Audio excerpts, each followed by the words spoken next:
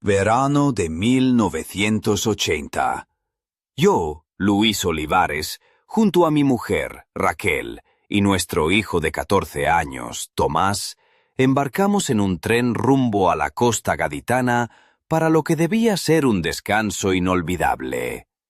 Apenas 3 meses después, mi vida cambiaría para siempre.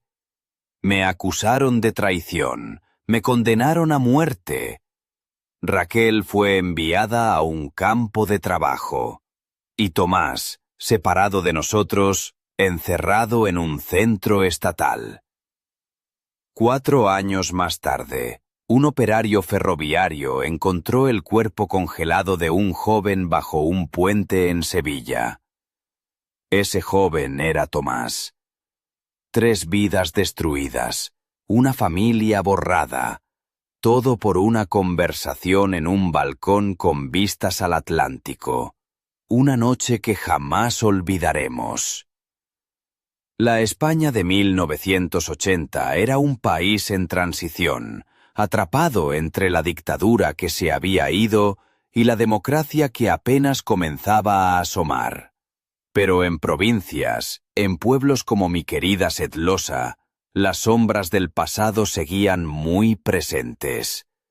Y el miedo, ese viejo amigo, nunca desaparece del todo. Yo tenía 39 años y trabajaba como ingeniero hidráulico en la fábrica de maquinaria industrial de Sedlosa, una ciudad gris y llena de fábricas que parecían no tener fin.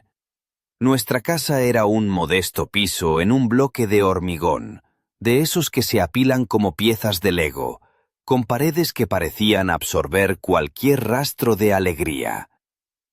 Raquel, mi mujer, era bibliotecaria en la biblioteca municipal y tenía esa habilidad casi mágica de convertir nuestro hogar en un refugio cálido, a pesar de la monotonía que nos rodeaba. Tomás, nuestro hijo, era un chico callado y brillante. Especialmente en matemáticas y física, había sido aceptado en un programa especial del instituto, y soñábamos con su futuro, con una vida mejor. A principios de junio, recibí una noticia inesperada. Nos habían concedido 2 semanas de vacaciones subvencionadas en una residencia de la costa de Cádiz, en una pequeña localidad llamada el Puerto de Santa María. Era un privilegio raro para trabajadores como nosotros, y Raquel y Tomás estaban emocionados, especialmente Tomás, que nunca había visto el mar y ya soñaba con chapotear en la playa y coleccionar conchas. Salimos el 18 de julio, en un tren lento y polvoriento que tardó 48 horas en llegar. La residencia era un complejo sencillo, con edificios de 3 pisos, un comedor común y un camino empinado que bajaba hasta una playa pedregosa rodeada de cipreses. Nuestra habitación era en el segundo piso del edificio D, con un pequeño balcón que daba al mar. Esa primera noche, nos quedamos en el balcón viendo cómo el sol se despedía pintando el cielo de naranja y rosa, un espectáculo que nos parecía casi celestial comparado con la grisura de Sedlosa.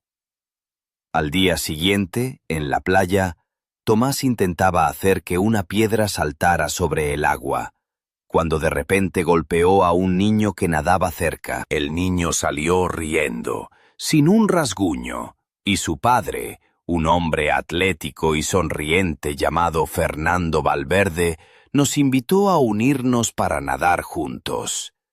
Su esposa, Lucía, era una mujer delgada, con ojos observadores y una sonrisa tímida que parecía esconder secretos. Tenían 2 hijos, Pablo, de 13 años, y Carla, de 9. En poco tiempo nuestras familias se hicieron inseparables, compartiendo juegos en la arena, largas caminatas por los pinares cercanos y cenas al aire libre bajo un cielo estrellado. Lo que no sabíamos era que Fernando no era un simple padre en vacaciones. Era agente de la Guardia Civil, especialista en seguridad interna, y aunque estaba allí para descansar, su entrenamiento le impedía desconectar por completo. Escuchaba, observaba, analizaba, incluso mientras brindábamos con vino de Jerez en nuestro balcón, riendo y contando anécdotas. Aquella noche, mientras terminábamos una botella de brandy de Jerez que Fernando había traído, la conversación derivó hacia las quejas habituales, la escasez de productos básicos, las largas colas, la burocracia absurda que nos ahogaba a todos. Yo, confiado y quizá un poco animado por el alcohol, empecé a hablar de problemas en la fábrica. Una partida de válvulas defectuosas que retrasó la producción, y lo peor, nadie fue responsabilizado porque el proveedor estaba protegido por un político local. Fernando escuchaba con atención, y yo, confiado, me lancé a criticar el sistema en general, la corrupción, la falta de mérito, y hasta me permití bromear diciendo que nuestro presidente, don León Brev, era como un abuelo senil que se mantenía en el poder porque nadie se atrevía a decir la verdad. Raquel, siempre prudente, se rió nerviosamente y trató de cambiar de tema, pero ya era tarde. Fernando me miraba con una mezcla de interés y precaución, y Lucía había quedado en silencio, como si hubiera apagado una luz que antes brillaba. Esa noche, antes de dormir, sentí un escalofrío que nada tenía que ver con la brisa marina. Sabía que había cometido un error, que mis palabras podrían traer consecuencias, pero todavía no podía imaginar cuán profundas serían. Mientras tanto, Fernando se sentó solo en su balcón, dando una calada a su cigarrillo y repasando mentalmente cada frase que había escuchado. Sabía que, aunque estaba de vacaciones, su deber no terminaba al cerrar la puerta de su habitación. Al día siguiente, hizo una llamada a sus superiores en Madrid y comenzó a escribir su informe. La sombra de aquella conversación se extendía ya entre nosotros, invisible pero implacable, preparando el terreno para lo que estaba por venir. Al despertar, el sol del puerto de Santa María entraba tímido por la ventana, pero yo me sentía como si una tormenta hubiera anidado en mi pecho. La resaca era solo una excusa. La verdad era que el miedo y la culpa me mordían por dentro. Raquel notó que algo no iba bien, pero yo intenté disimular con un café y una sonrisa forzada. Tomás, ajeno a todo, correteaba por el pasillo con sus chanclas de goma azul, esas que le regalamos para la playa, que le quedaban grandes y le hacían sonar los pasos como un tambor. Decidimos mantener distancia de los Valverde. Un poco por intuición, otro poco por miedo. Nos saludábamos con cortesía, pero evitábamos largas conversaciones. Raquel, con su vestido blanco de lino, sus sandalias de tiras finas y un collar de perlas pequeñas que apenas se notaba, parecía más preocupada que nunca. Lucía, por su parte, dejó de sonreír tanto y empezó a mostrarse más fría, como si el brillo de sus ojos se hubiera apagado. Fernando seguía con su rutina de padre protector y discreto, pero sus miradas hacia mí eran ahora más calculadoras que amistosas. El día transcurría lentamente entre chapuzones en el agua fría y paseos por la orilla, donde las gaviotas se peleaban por las migas de pan que Tomás lanzaba con risa contagiosa. La arena adherida a sus piernas delgadas, la piel aún pálida de niño, y su bañador rojo con estampado de tiburones, le daban un aire inocente que me partía el alma. Esa tarde, mientras Raquel hojeaba un libro de poesía española bajo la sombra de un pino, me quedé solo en el balcón, mirando el horizonte. El viento mecía las cortinas blancas y traía ese olor a sal y a tierra mojada que solo el mar sabe dar. Fue entonces cuando Fernando apareció con 2 copas de vino de Jerez, esas que guardaba para ocasiones especiales. «Para que no te ahogues en tus pensamientos», dijo con una sonrisa que no llegaba a sus ojos.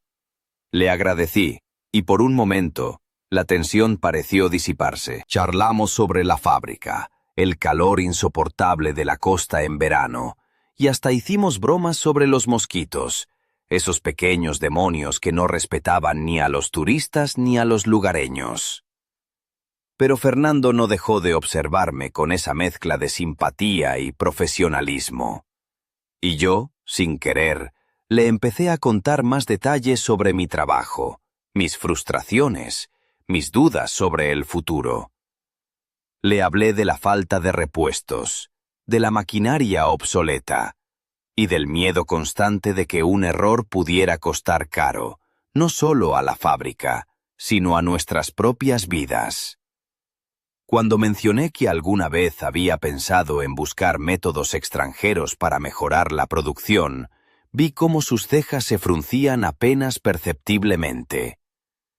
«Interesante», fue todo lo que dijo.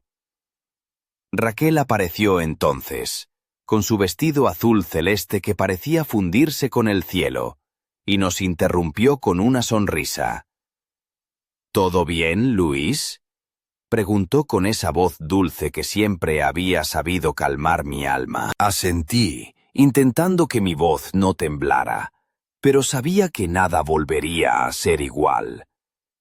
Aquella noche, mientras Tomás dormía con sus pijamas de rayas, Raquel y yo nos sentamos en la pequeña mesa de la cocina, rodeados por el silencio pesado de la residencia. «Luis», dijo ella, tomando mi mano con fuerza, «tenemos que ser cuidadosos. No sabemos quién puede estar escuchando». Intenté reírme, pero el sonido salió ahogado. ¿Quién iba a imaginar que una conversación en la playa podría ser un problema? Respondí. A veces siento que esto es una comedia de enredos, pero sin risas. Raquel sonrió tristemente. O una tragedia que apenas comienza. Mientras hablábamos, una sombra se deslizó por la ventana abierta. Un gato callejero que se coló en nuestra habitación, quizá buscando escape o compañía. Fue en ese momento cuando comprendí que, sin saberlo, estábamos atrapados en una red invisible, tejida por ojos que nunca parpadeaban y oídos que todo escuchaban. La playa, el sol, el mar, todo parecía una ilusión, un disfraz para lo que se avecinaba. Y mientras el gato desaparecía entre las sombras de la noche, supe que esa vacación, que tanto habíamos esperado, pronto se convertiría en nuestro peor pesadilla. Los días siguientes transcurrieron como si estuviéramos caminando sobre una cuerda floja invisible, a punto de caer en el abismo sin saber cuándo ni dónde. Intentamos mantener la rutina, pero la atmósfera se había vuelto densa, casi irrespirable. Raquel, con su cabello recogido en un moño desordenado y sus gafas de pasta que le daban un aire intelectual, pasaba horas en la biblioteca del complejo, sumergida en libros que parecían escapar de nuestra realidad. Yo, por mi parte, sentía que cada mirada, cada susurro, se convertía en un juicio silencioso. Una tarde decidí salir a caminar solo por el paseo marítimo, con la esperanza de encontrar un poco de paz entre el murmullo de las olas y el olor a salitre. Llevaba puesta una camisa de lino blanca, desabotonada en el cuello para soportar el calor, y unos pantalones cortos beige que Raquel me había comprado para las vacaciones. Mis zapatos, unas sandalias de cuero gastadas, hacían un ruido sordo sobre las baldosas. Mientras avanzaba, me encontré con Pablo Valverde, el hijo mayor de Fernando y Lucía. El chico tenía una sonrisa traviesa, el cabello oscuro y rizado despeinado por el viento, y llevaba una camiseta sin mangas que dejaba ver sus brazos ligeramente bronceados. Me saludó con un gesto y me preguntó si quería jugar un partido de pádel improvisado con él y unos amigos. Acepté para distraerme, aunque sabía que la sombra seguía acechando. Durante el juego, Pablo me contó anécdotas sobre su padre y su trabajo en la Guardia Civil, sin saber lo que yo ya sospechaba. Con una risa pícara, me dijo que Fernando era tan serio que hasta las olas del mar se asustaban al verlo. Mi padre dice que la playa es un lugar para vigilar, no para relajarse. Bromeó Pablo. Debe ser un buen jefe, pero un pésimo turista. No pude evitar reírme, y por un momento la tensión se alivió. Sin embargo, cuando mencionó que su padre había recibido una llamada urgente desde Madrid, un escalofrío me recorrió la espalda. Al regresar a la residencia, encontré a Raquel en el salón común, vestida con una blusa de seda color marfil y una falda lápiz azul marino, que contrastaban con su rostro pálido y preocupado. Me miró al verme, y sin palabras, supe que algo había cambiado.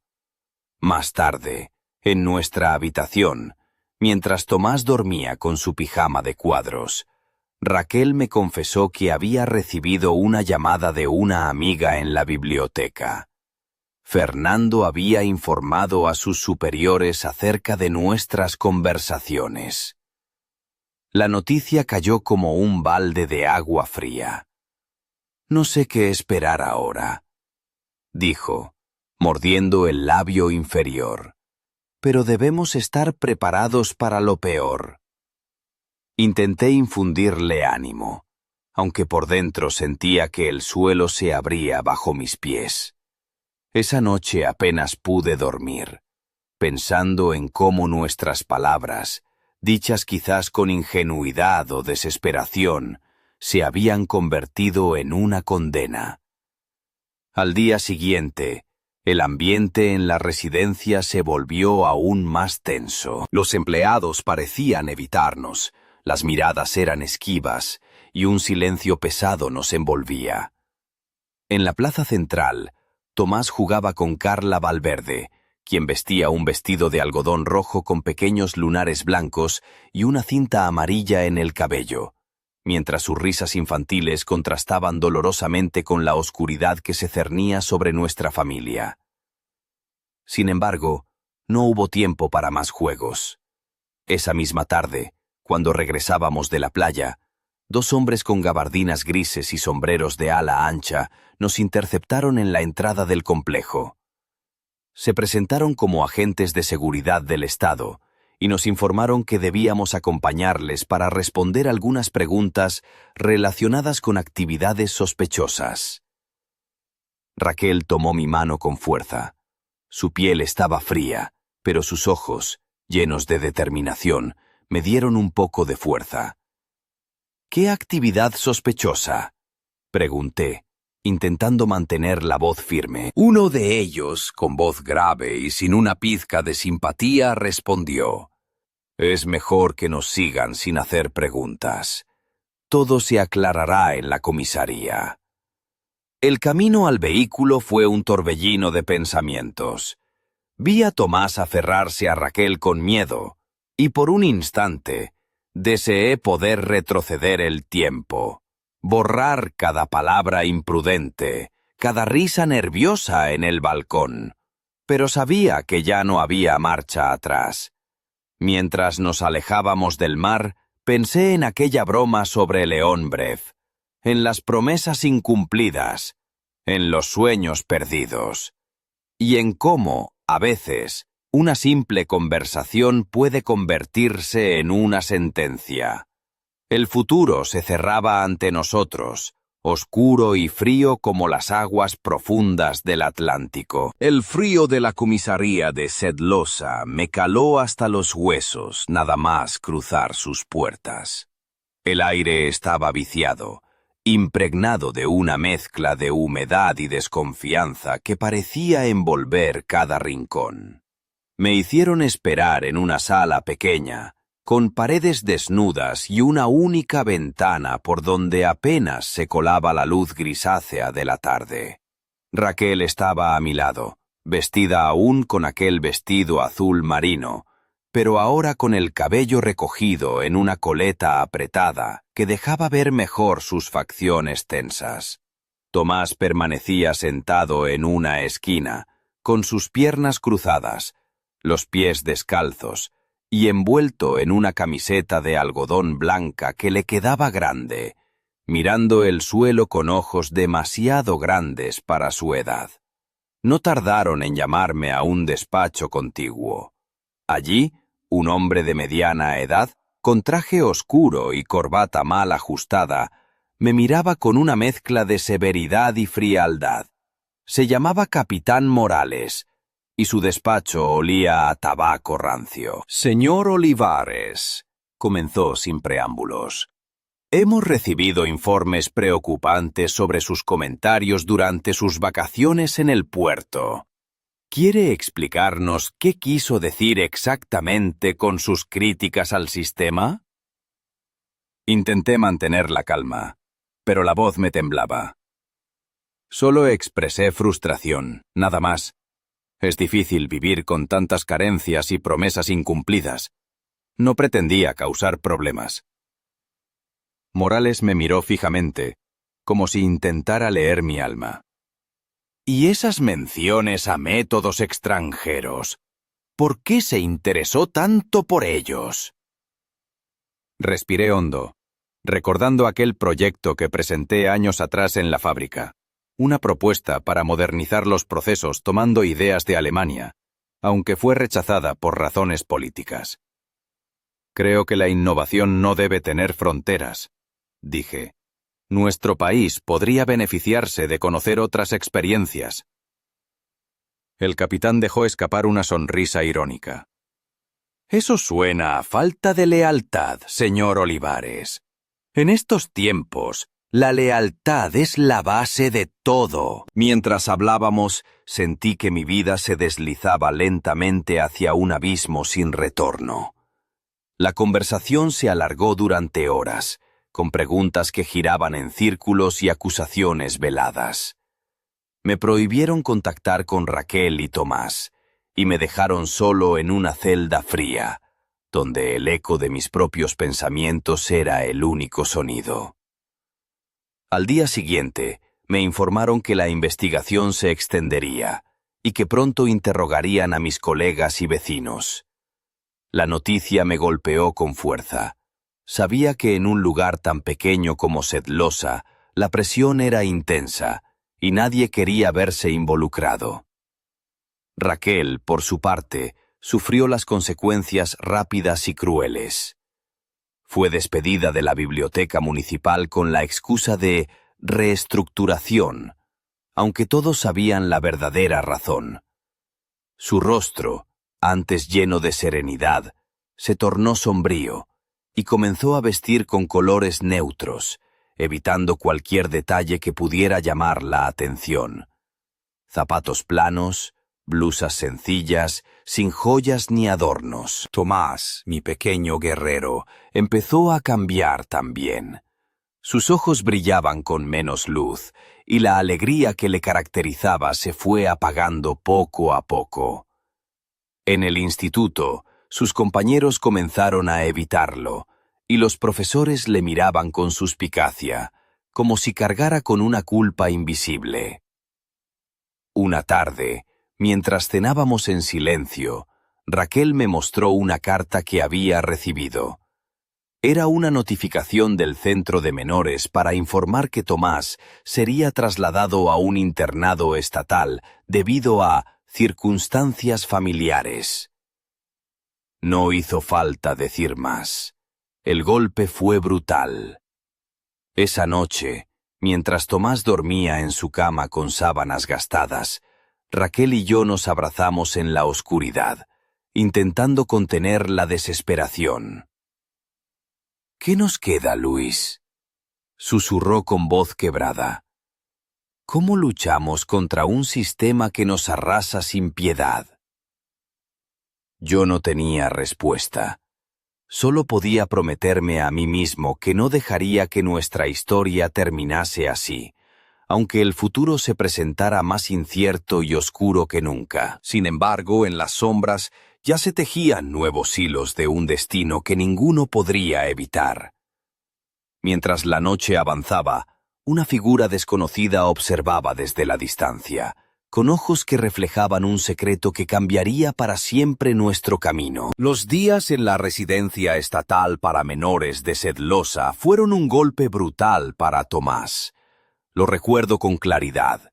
Aquel niño de ojos grandes, siempre curioso y silencioso, transformado en un joven inseguro y callado, atrapado en un mundo donde la esperanza parecía un lujo prohibido. La residencia, un edificio gris de 3 pisos rodeado por una alta verja de alambre, estaba lejos del mar y de la libertad que habíamos soñado para nuestra familia. Allí, las reglas eran estrictas, implacables, y la indiferencia de los adultos que nos custodiaban era tan fría como el cemento de los pasillos. Tomás llevaba un uniforme azul oscuro, holgado y arrugado, que hacía que su figura delgada pareciera aún más frágil. Sus zapatos, de charol negro, estaban gastados, y en sus manos siempre se aferraba a un pequeño cuaderno de tapas rojas que le había dejado Raquel antes de partir. En ese cuaderno escribía sus pensamientos, fórmulas matemáticas y dibujos de máquinas que soñaba construir algún día, como si intentara rescatar una parte de sí mismo que el mundo le arrebataba. Por mi parte, yo estaba recluido en una celda donde el tiempo parecía dilatarse hasta el infinito. Las horas se mezclaban con interrogatorios, miradas hostiles y el constante eco de las paredes desnudas. Los guardias me trataban con una distancia fría, y la esperanza se iba desvaneciendo poco a poco, como el sol que se ocultaba tras las montañas de la Sierra Norte. Raquel, encerrada en un campo de trabajo en el norte de España, me enviaba cartas que apenas llegaban. Sus palabras, censuradas y breves, hablaban de resistencia y amor, pero también de cansancio y soledad. Sabía que cada día para ella era una batalla contra la desesperación y el frío, una lucha silenciosa que solo una madre y esposa podía comprender. Mientras tanto, en Sedlosa, la vida seguía, implacable y cruel. Los compañeros de Tomás no tardaron en mostrarle el lado oscuro de aquel encierro: burlas, robos de sus pocas pertenencias y peleas que solo los más fuertes podían ganar. Recuerdo que, en una ocasión, una profesora del centro nos informó con voz seca que Tomás había sido castigado con aislamiento por defenderse en una pelea. «Los débiles deben aprender su lugar», dijo, como si la brutalidad fuera una lección necesaria. A pesar de todo, Tomás no perdió su espíritu.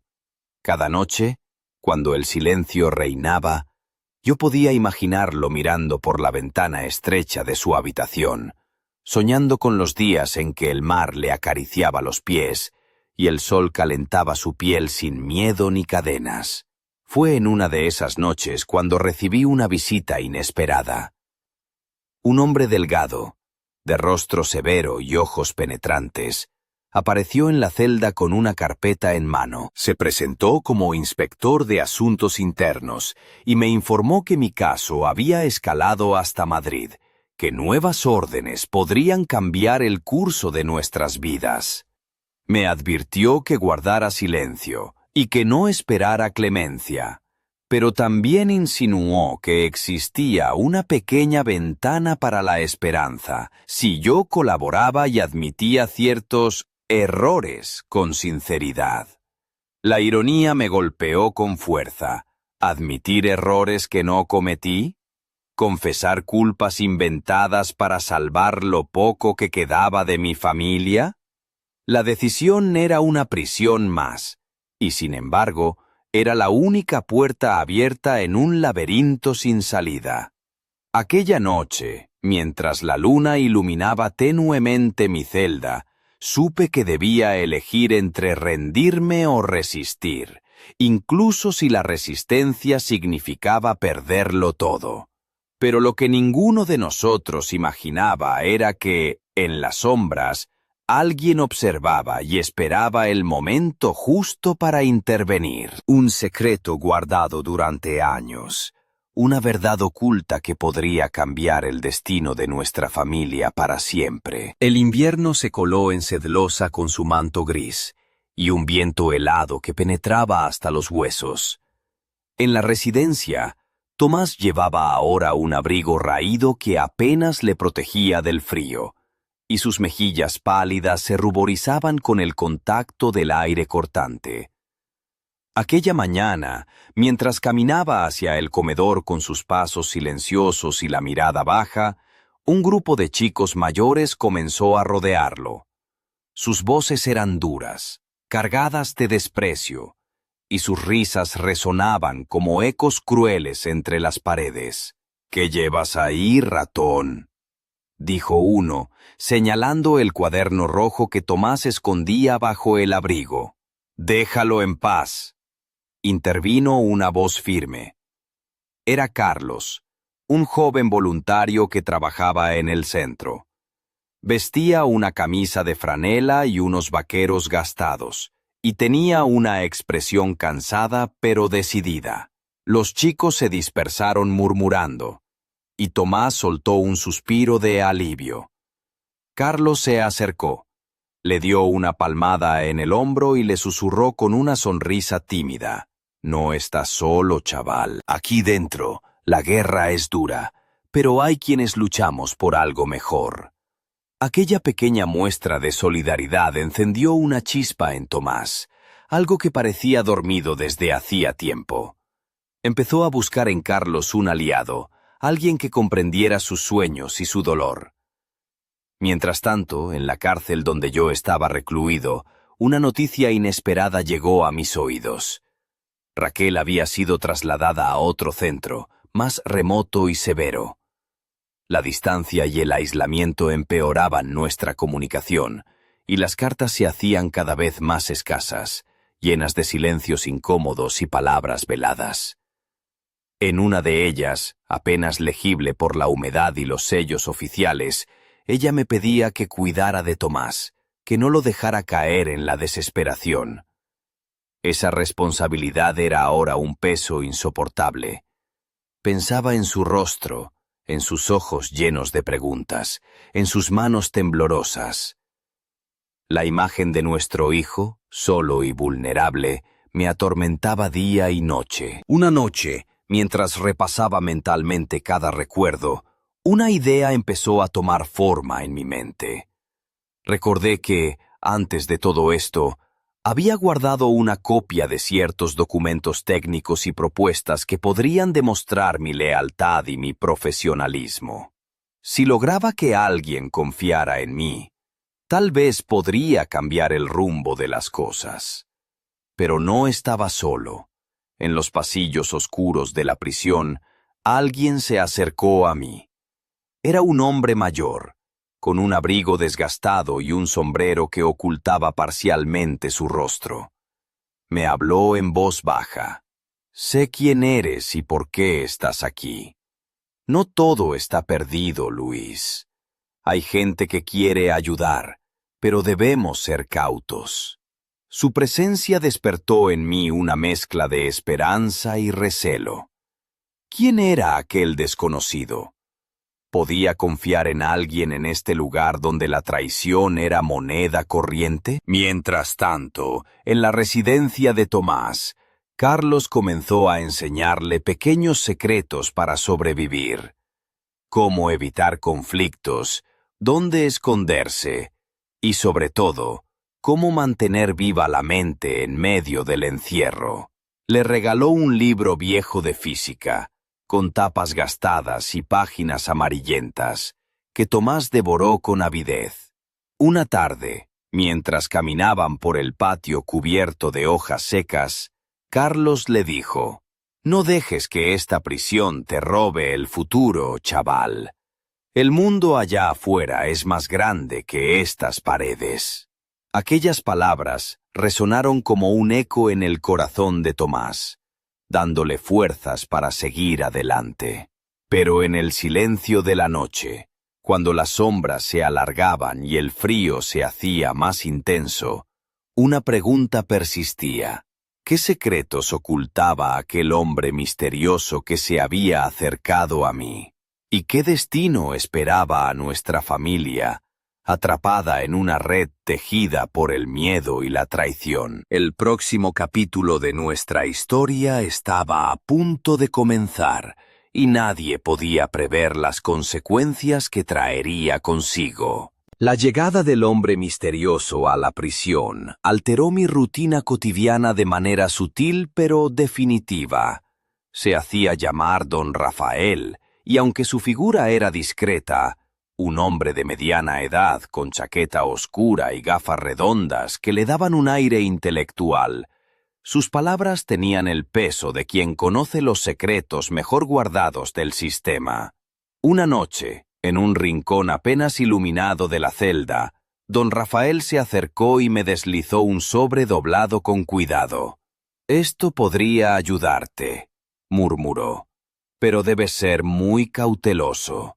Dentro encontré documentos que demostraban mi participación en proyectos técnicos importantes y cartas de recomendación que podrían influir en mi caso. Era una luz tenue en medio de la oscuridad. Mientras tanto, Tomás seguía luchando por mantener su dignidad en la residencia. Los días eran largos y la rutina dura, pero la presencia de Carlos se convirtió en un bálsamo para su alma. Carlos, con su sonrisa desgastada y sus manos fuertes, le enseñaba a leer entre líneas, a entender que la supervivencia no era solo física, sino también mental. Una tarde, mientras el sol caía tras las montañas cercanas, Tomás y Carlos se sentaron en un banco del patio. Tomás llevaba una camisa de cuadros remendada y pantalones gastados, pero en sus ojos se asomaba una determinación nueva. «Quiero salir de aquí», dijo con voz firme. «No puedo quedarme atrapado en este lugar para siempre». Carlos asintió, con una expresión seria. «¿Y lo harás? Pero para eso necesitas planearlo bien. No es solo correr, es saber cuándo y cómo». En la prisión, la situación con don Rafael se volvió más intensa. Me advirtió que el tiempo apremiaba, que el juicio se acercaba y que debía prepararme para tomar decisiones difíciles. Acepté su ayuda, sabiendo que aquello podría ser una trampa o mi única salvación. Raquel, por su parte, resistía en su campo de trabajo, rodeada de mujeres fuertes y heridas, con rostros marcados por el tiempo y la lucha. Sus cartas, aunque escasas, transmitían un amor inquebrantable y un deseo ferviente de reunirse con nosotros. Una noche, mientras repasaba los documentos que don Rafael me había entregado, escuché un ruido en el pasillo. Una sombra se deslizó por la puerta entreabierta y una voz susurró: «Luis, debes saber la verdad. No todos en el sistema son enemigos». El misterio se profundizaba. ¿Quién era esa persona? ¿Qué verdad ocultaba? Y, sobre todo, ¿cómo afectaría a nuestro destino? Mientras tanto, en la residencia, Tomás comenzó a notar cambios. Algunos chicos mayores le miraban con respeto, incluso cierta admiración. Carlos le había enseñado a no mostrar miedo, a usar la inteligencia y la calma como escudos. Pero la pregunta seguía latente. ¿Cómo escapar de un lugar diseñado para aplastar sueños y romper voluntades? Esa noche, padre e hijo, separados por muros y kilómetros, miraban hacia el mismo cielo estrellado, cada uno aferrado a una esperanza frágil pero real. Y en la penumbra, una nueva jugada comenzaba a tejerse, una que podría cambiarlo todo o sellar para siempre nuestro destino. Las semanas siguientes fueron un torbellino que me arrastró hacia un destino que apenas podía comprender. Con la ayuda de don Rafael, logré que algunos documentos y testimonios a mi favor llegaran a manos de personas con influencia en Madrid. Sin embargo, sabía que la maquinaria del sistema era lenta y despiadada, y que cualquier error podría ser fatal. En la prisión, mis días se llenaban de interrogatorios cada vez más duros. El capitán Morales ya no ocultaba su desprecio, y sus preguntas se volvieron acusaciones directas. Pero yo mantenía la calma, apoyándome en las pruebas que don Rafael había conseguido para mí. Mientras tanto, Tomás se preparaba para un desafío aún mayor. Inspirado por las conversaciones con Carlos y determinado a no dejarse vencer, comenzó a trazar un plan para escapar de la residencia. Con la astucia y la paciencia que solo un adolescente forzado a crecer rápido puede tener, empezó a observar horarios, rutas de guardias y puntos débiles en la seguridad. Una noche especialmente fría, con el viento azotando las ventanas y la luna oculta tras nubes negras, Tomás reunió a unos pocos compañeros de confianza. Sus ojos brillaban con una mezcla de miedo y determinación mientras susurraba: «Esta es nuestra oportunidad. Nadie tiene que quedarse aquí». El plan era arriesgado, pero la alternativa era la resignación. Mientras tanto, en la prisión, mi petición de revisión fue aceptada, y aunque la esperanza no era mucha, la posibilidad de un juicio más justo se abría ante mí. Raquel, aún en su campo de trabajo, recibía noticias fragmentadas de nuestro estado. En una carta, me contó sobre una mujer que había conocido allí, que hablaba de una red clandestina que ayudaba a familias perseguidas. Aquella idea me llenó de una mezcla de esperanza y temor. El día del intento de fuga llegó con un aire tenso y cargado.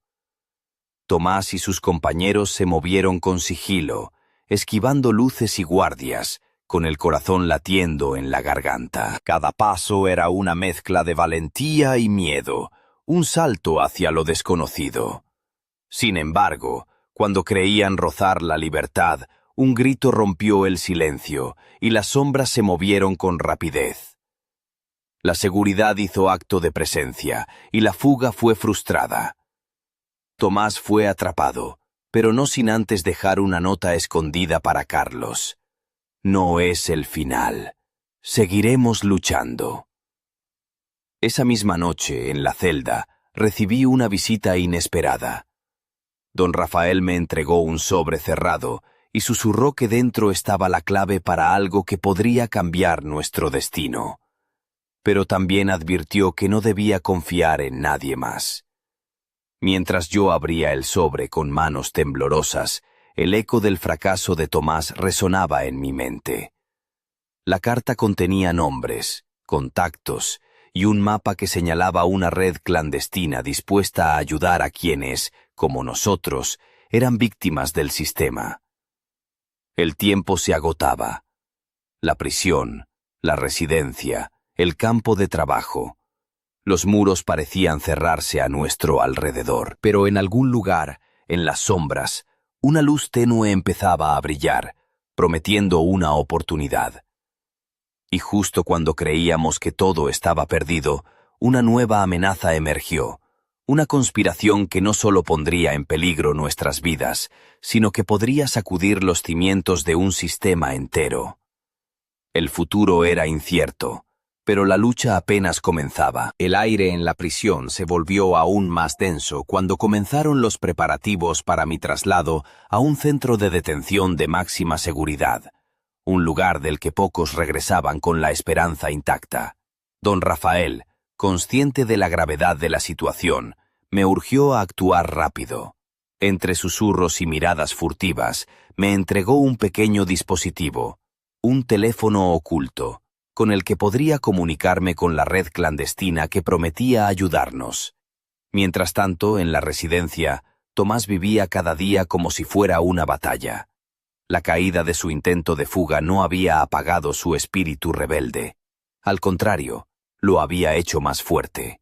Carlos, ahora su aliado inseparable, le ayudaba a planificar la próxima jugada, siempre con cautela y paciencia.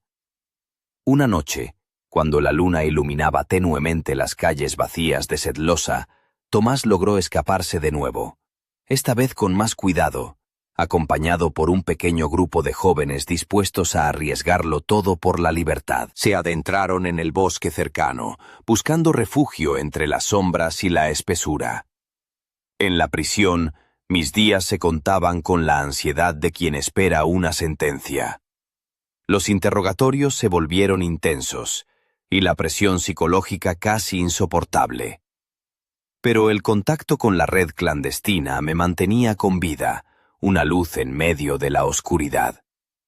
Raquel, en su campo de trabajo, recibió noticias fragmentadas sobre la fuga de Tomás.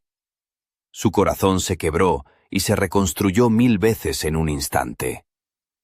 En una carta secreta, me pidió que no abandonara la esperanza, que lucháramos por nuestra familia, aunque la distancia y el tiempo parecieran enemistades implacables. Una noche, mientras me preparaban para un traslado, logré enviar un mensaje a Tomás a través del teléfono oculto.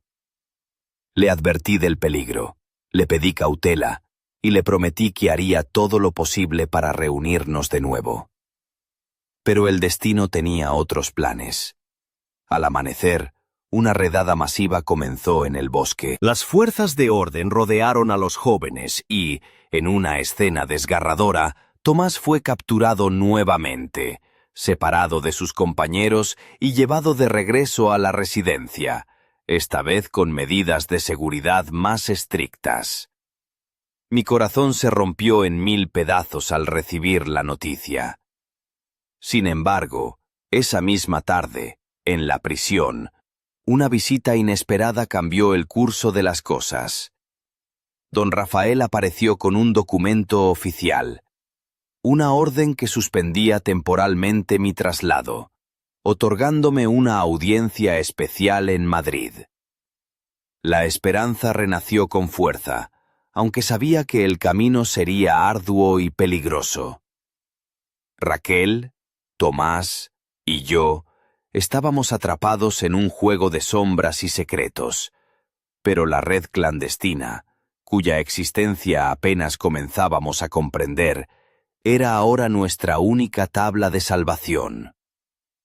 Sin embargo, en las altas esferas, alguien movía piezas con intenciones oscuras, dispuesto a que nuestra historia terminara en el olvido. Y mientras me preparaba para enfrentar el juicio que decidiría mi destino, una pregunta persistía en mi mente.